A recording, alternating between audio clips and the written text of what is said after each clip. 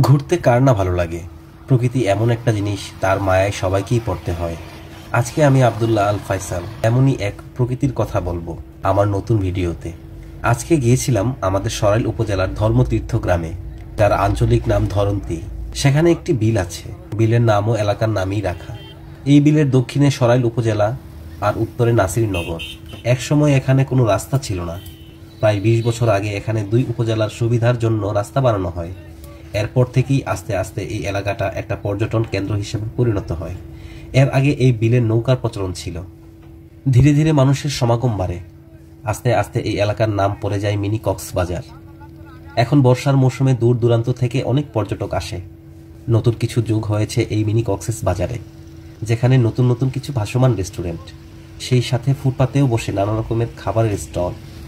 শুষ্ক মৌসুমে আরো সুন্দর লাগে, চারিদিক শুধু সবুজ আর সবুজ। কৃষকরা ধান চাষ করে তাদের গোলা ভরে।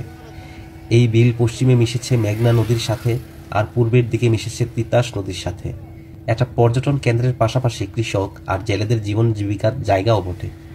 পানির সময় হরেক রকম মাছ আসে এখানে। জেলেরা ৪ মাস ধরে মাছ ধরে এখান থেকে। কুমিল্লা, ঢাকা, সিলেট, চট্টগ্রাম বিভিন্ন অঞ্চলের মানুষ এই মিনি কক্সেস বাজারটিকে দেখতে এখানে এসে ভিড় করে।